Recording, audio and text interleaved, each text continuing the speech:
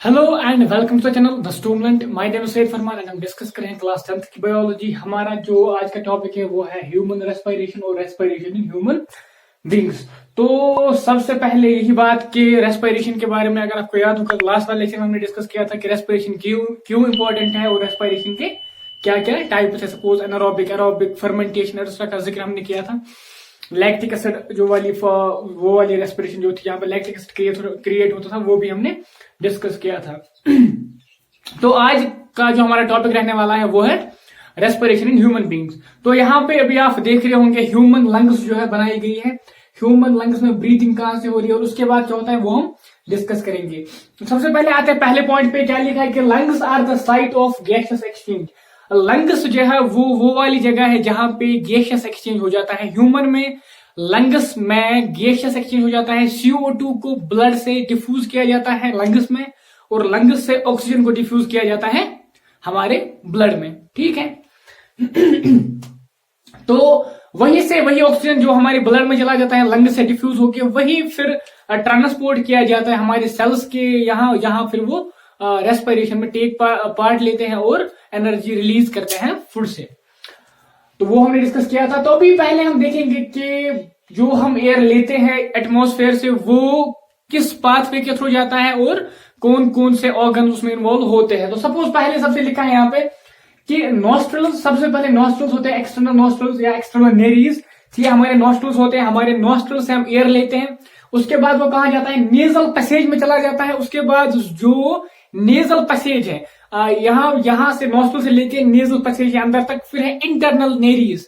अगर आपको याद होगा जब मैं डाइजेस्टिव सिस्टम पढ़ा रहा था तो मैंने यूला का जिक्र किया था जो हमारे माउथ के एंड पे होता है ऐसे वी लाइक स्ट्रक्चर। ठीक, वो वी लाइक स्ट्रक्चर जब हम फूड एनगल्फ करते हैं, जब हम बोलस को ईसोफेगस में हमें फेरेंगस में डालना होता है तो वो उन्हीं इंटरनल नेरीज को कवर करता है। ठीक है, तो वो इंटरनल नेरीज हमारे इस एयर को रिलीज करते हैं फेरेंगस में। ठीक है, फेरेंगस में जब ये पहुंच जाता है, फेरेंगस के बाद ये पास करता है लरेंक्स को। ठीक है, यहाँ पे फेरेंगस से आके ये आ जाता है लरेंक्स पे। यहाँ पे एपिग्लॉट्स से, एपिग्लॉट्स का काम आपको पता है कि जब हम फूड एनगल्फ करते हैं, फूड यहाँ पे आ जाता है ट्राइकिया पे, तो ये ट्राइकिया को कवर करता है एपिग्लॉट्स एंड फिर फूड ईसोफेगस में चला जाता है। तो यहाँ पे एपिग्लॉट्स है, उसके बाद चला जाता है एयर लरेंक्स में। ठीक है, लरेंक्स के बाद चला जाता है ट्राइकिया में। ट्राइकिया के बाद यहाँ पे ट्राइकिया हो जाता है डिवाइड, दो पार्ट्स में डिवाइड होता है।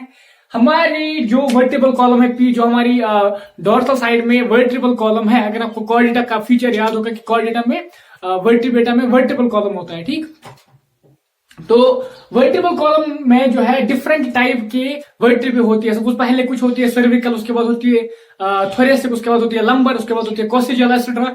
तो फिफ्थ याद रखना आपको, फिफ्थ थोरेसिक वर्टिब्रे पे ये डिवाइड होता है दो में। फिफ्थ थोरेसिक वर्टिब्रे पे ये डिवाइड होता है दो में। ठीक है, दो ब्रोंकस में डिवाइड होता है। यहाँ पे है दो ब्रोंकस में डिवाइड होता है, वो हम अभी डिस्कस करेंगे एक करके। ट्राइकिया के बाद ये डिवाइड होता है छोटे छोटे ट्यूब्स में, तो उनके थ्रू जाता है और लास्ट पे ये पहुंच जाता है एल्वियोले में। एल्वियोले के पास जो है ब्लड सप्लाई होती है, ब्लड वेसल्स, ब्लड कैपिलरीज होती है और वो बहुत ही थिन उनके वॉल्स होती है और यहां से फिर गैसेस एक्सचेंज हो जाता है।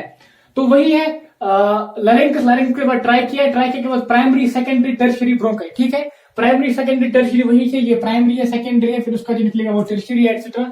उसके बाद पहुंच जाता है ये इनिशियल ब्रोंकियोल्स, फिर है ब्रोंकियोल्स एंड एल्वियोले। ठीक है, फिर इनिशियल ब्रोंकियोल्स एंड एल्वियोले।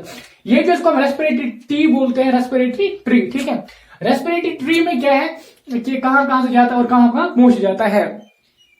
यहां पे आपको एक चीज याद रखनी है, जिनको मैंने हाईलाइट किया है, जिनको मैंने ग्रीन से नीचे जो है अंडरलाइन किया है, trachea, primary, secondary, tertiary bronchi and initial bronchioles, इन सब में क्या होता है, इन सब में प्रेजेंट होते हैं cartilaginous rings, C shaped cartilaginous rings. यहां पे आप देख रहे होंगे ये जो स्ट्रक्चर बनाया गया है ये जो है ये कार्टिलेजिनस रिंग्स है। ठीक है, ये कंप्लीट नहीं होते हैं, इनकम्प्लीट होते हैं, सी शेप्ड होता है, सी शेप्ड होते हैं ऐसे, और एक साइड उनका खाली होता है, वहां से नहीं होती है।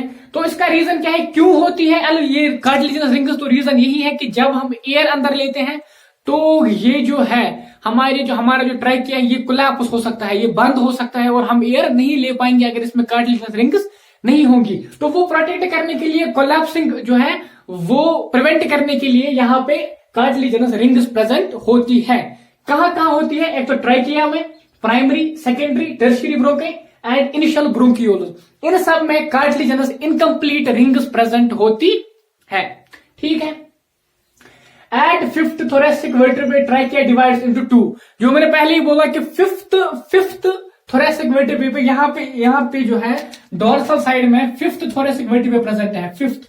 ठीक। और वहां पे ये डिवाइड होता है दो में, ये ट्रैकिया दो ब्रोंकाई में डिवाइड होता है, दो ब्रोंकाई में डिवाइड होता है। एक को हम ब्रोंकस बोलते हैं, दो को ब्रोंकाई बोलते हैं। ठीक है। नेक्स्ट पॉइंट पे आ जाते हैं। Lungs are covered by double layer membrane, pleural membrane filled with pleural fluid. ठीक है। लंग्स जो है ये कवर होती है। ठीक है। लंग्स जो है हमारी कवर होती है एक बैग लाइक स्ट्रक्चर से जो डबल मेम्ब्रेन होता है। ठीक। एक बैग लाइक स्ट्रक्चर होता है जिसको हम प्लूरल मेम्ब्रेन बोलते हैं। प्लूरल मेम्ब्रेन जो डबल मेम्ब्रेन होता है तो बीच में उसके फ्लूइड होता है, प्लूरल फ्लूइड। आपने बहुत बार सुना होगा किसी को जो है प्लूरल फ्लूइड में इन्फेक्शन हो जाता है, फिर उसको निकालना पड़ता है, वो बढ़ जाता है या कुछ हो जाता है। तो प्लूरल फ्लूइड जो है इसका क्या काम है यहाँ पे? इसका ये काम है कि ये फ्रिक्शन को प्रिवेंट करता है। ठीक। जब लंग्स जो है ब्रीथ इन करती है और ब्रीथ आउट करती है तो क्या होता है कि वहां पे फ्रिक्शन जनरेट हो सकता है और लंग्स को डैमेज हो सकता है। तो प्लूरल फ्लूइड जो है, प्लूरल मेम्ब्रेन जो है, ये फ्रिक्शन को कम करते हैं। जो इनर वाला मेम्ब्रेन होता है, इनर वाला मेम्ब्रेन प्लूरल मेम्ब्रेन का, वो कंटैक्ट होता है लंग्स के साथ। ठीक। और फिर उसके बाद फ्लूइड होता है, उसके बाद आउटर वाला मेम्ब्रेन होता है। तो जब हम breathe in and breathe out करते हैं तो वो फ्रिक्शन को प्रिवेंट करते हैं, फ्रिक्शन को कम करते हैं और उससे स्मूथली जो है ब्रीदिंग हो जाती है।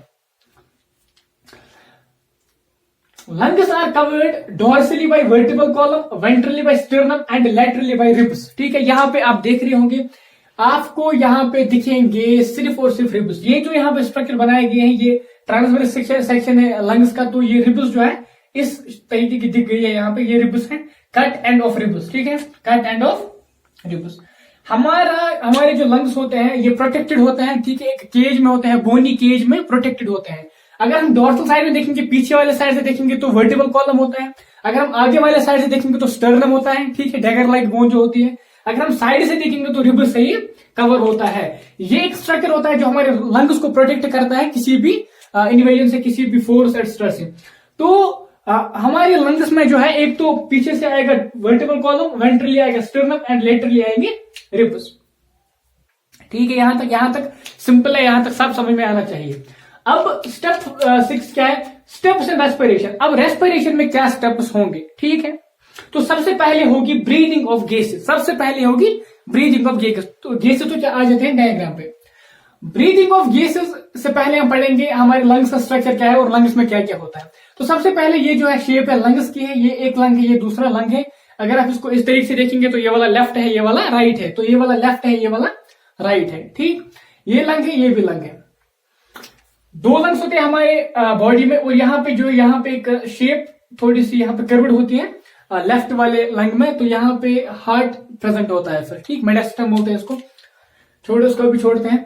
यहाँ पे सबसे पहले जैसे ही फेरेंक्स में ईयर पहुंच जाता है तो उसको यहाँ पे एपिग्लॉट्स आ जाता है। ठीक। एपिग्लॉट्स का यहाँ पे काम नहीं है ईयर के वक्त, क्योंकि सबसे पहले जब आप ईयर लेते हैं अपने नोज के थ्रू तो नोज में हेयर्स होते हैं तो वो प्रोटेक्ट करते हैं डस्ट पार्टिकल्स को, वो वहीं पे स्टॉप करते हैं। उसके बाद जो है म्यूकस प्रेजेंट होता है, म्यूकस ग्लैंड्स प्रेजेंट होते हैं। म्यूकस ग्लैंड्स क्या करते हैं? वो ईयर को ह्यूमिडिफाई करते हैं। ठीक। एंड चलते चलते जब वो ट्रैकिया तक पहुंच जाता है तो वो हमारी बॉडी टेम्परेचर तक पहुंच गया होता है। ठीक। ईयर को वो बॉडी टेम्परेचर तक ले जाते हैं, जो पैसेज होती है हमारी नेजल पैसेज, और प्रोटेक्ट करते हैं डस्ट एक्सेट्रा। उसके बाद पहुंच जाता है एपिग्लॉट्स। एपिग्लॉट्स के बाद चला जाता है ये लैरिंक्स में, लैरिंक्स के बाद ट्रैकिया। ठीक। लैरिंक्स से ये चला जाता है ट्रैकिया में। ट्रैकिया एक लॉन्ग ट्यूब होता है। ठीक। ये होता है हमारा वेंट्रल साइड में और इसोफेगस होती है डोर्सल साइड में। ठीक है। वेंट्रल साइड में होता है ट्रैकिया। तो ट्रैकिया में क्या होता है? ये लॉन्ग ट्यूब होता है और इसमें इनकम्प्लीट कार्टिलेजिनस रिंग्स होती है। फिर ये फिफ्थ थोरेसिक वर्टिब्रे पे डिवाइड करता है दो में। ठीक है। हमने एक लंग को सिंपली बनाया है, एक को हमने एक इंटरनल स्ट्रक्चर ड्रा किया है इसका कि कैसे होते हैं, अंदर क्या होता है इसका। ठीक। ये साइड से रिब्स बनाई गई है और ये नीचे होती है डायफ्राम। डायफ्राम जो है ब्रीदिंग में हेल्प करती है। कैसे करते हैं हम अभी पढ़ेंगे। ठीक। पहले हम देखेंगे लंग्स में क्या होता है। लंग्स में जब ये ब्रोंके चला जाता है तो ब्रोंके जो है ये डिवाइड होता है, ठीक है, ब्रोंक्यूल्स में। ब्रोंक्यूल्स यहाँ पे बनाए गए हैं ब्रोंक्यूल्स। ब्रोंक्यूल जो है इसके भी दो, पहले वाले ब्रोंक्यूल्स को हम बोलते हैं प्राइमरी, फिर जो उससे निकलता है उनको बोलते हैं सेकेंडरी ब्रोंक्यूल्स। उसके बाद जो सेकेंडरी ब्रोंक्यूल्स निकलता है उनको बोलते हैं टेरिशरी ब्रोंक्यूल्स, ठीक।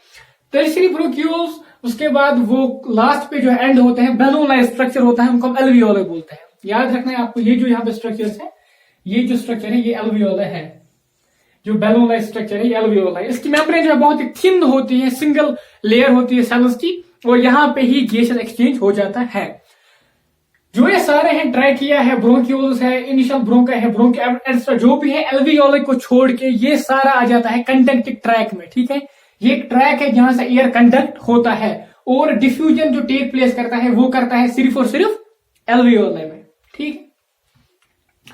जब हमें ब्रीथ इन करना होता है, जब हमें एयर अंदर लेना होता है, तो क्या होता है, ये जो डायफ्राम है ऐसे डोम शेप्ड है, ये ऐसे खुल जाती है, ठीक है, फ्लैट हो जाती है। इसकी शेप जो है वो हो जाती है फ्लैट, ये ऐसी शेप इसकी हो जाती है, ठीक है। इतनी ज्यादा तो नहीं होती है, थोड़ी सी ऐसी चली जाती है शेप इसकी, ठीक है, ऐसी चली जाती है इसकी शेप। तो ये वाला जो है नीचे आ जाती है, और लंग्स जो है और जो हमारी रिब्स होती है वो उठ जाती है ऊपर, ठीक है। तो ऊपर उठने से क्या होता है, अंदर वाला जो एरिया है वो बढ़ जाता है, और लंग्स जो है ये एक्सपैंड होते हैं और एयर इनसाइड चला जाता है, ठीक। तो ये होता है जब हम ब्रीथ इन करते हैं एयर को।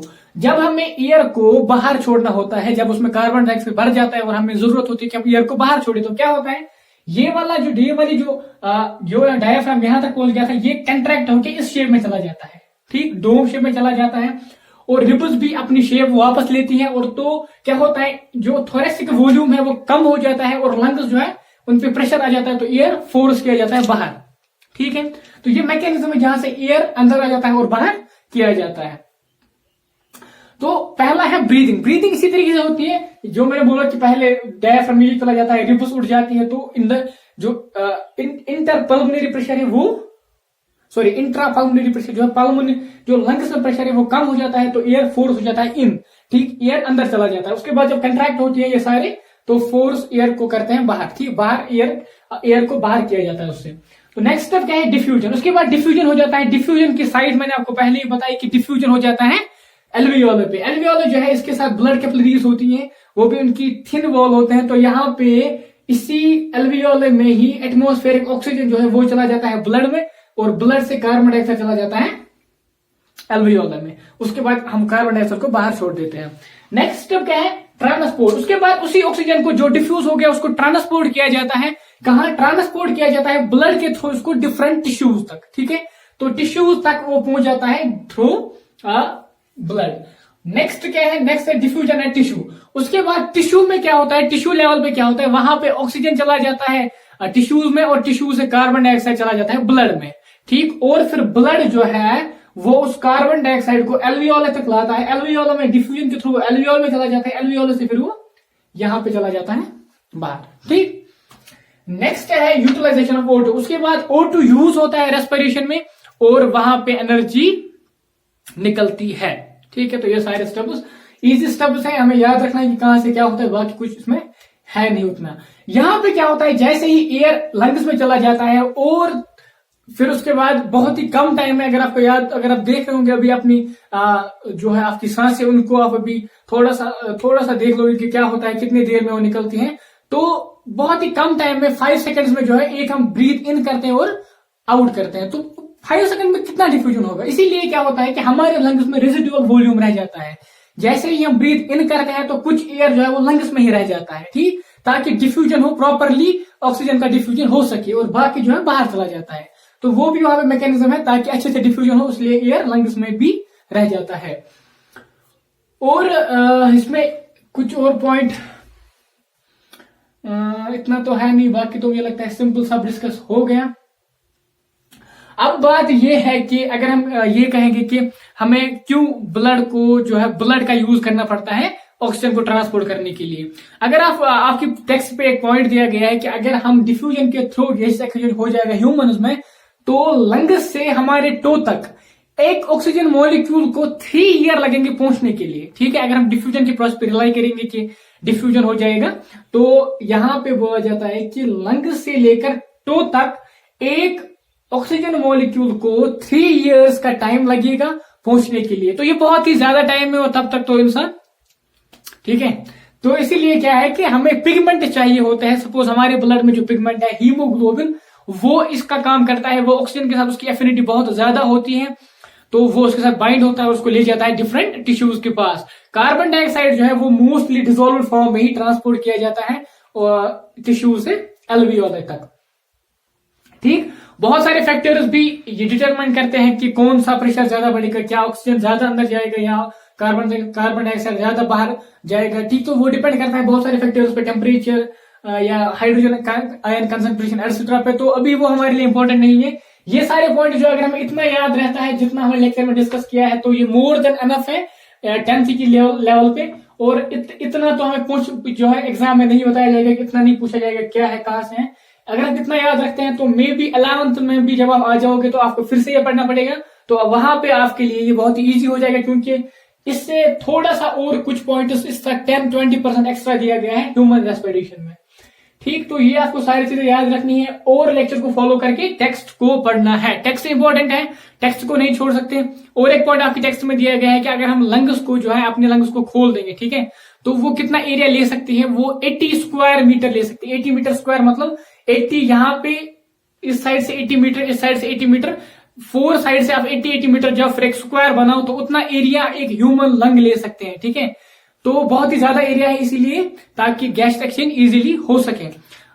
टोबैको का जिक्र गया है कि वहां पे एक थोड़ा सा टेबल में दिया गया है, टोबैको का यूज लंग कैंसर के लिए रेस्पॉन्सिबल है। तो टोबैको जो है स्मोकिंग एक्स्ट्रा, किसी भी टाइप की स्मोकिंग हो, चाहे सिगरेट हो या हुक्का एक्सेट्रा, बीड़ी जो भी हो, तो वो जो है लंग कैंसर के लिए रेस्पॉन्सिबल है। तो हमें वो प्रिवेंट करना चाहिए, उससे हमें बचना चाहिए, क्योंकि उससे जो है एक ही चीज होगी, वो होगी लंग कैंसर और डेथ होगी, बाकी उससे कुछ मिलने वाला नहीं है। बाकी आप टेक्स्ट पे जाएंगे, टेक्स्ट पढ़ेंगे तो आपको मे भी लगे कि कोई पॉइंट नहीं डिस्कस हुआ है, तो मुझे आपको कमेंट सेक्शन में बताइएगा, मैं नेक्स्ट लेक्चर में पहले वही डिस्कस करूंगा। बाकी वही है कि वीडियो को शेयर करना है अपने फ्रेंड्स के साथ, वीडियो को लाइक करना है, क्योंकि लाइक का बटन जो है, जैसे ही लाइक्स बढ़ती है तो हम में एक एनर्जी आ जाती है, एक मोटिवेशन आ जाती है नेक्स्ट वीडियो के लिए। और चैनल को सब्सक्राइब करके जाना है अगर आप नए हैं। और बाकी वही, thanks for watching, thanks a lot.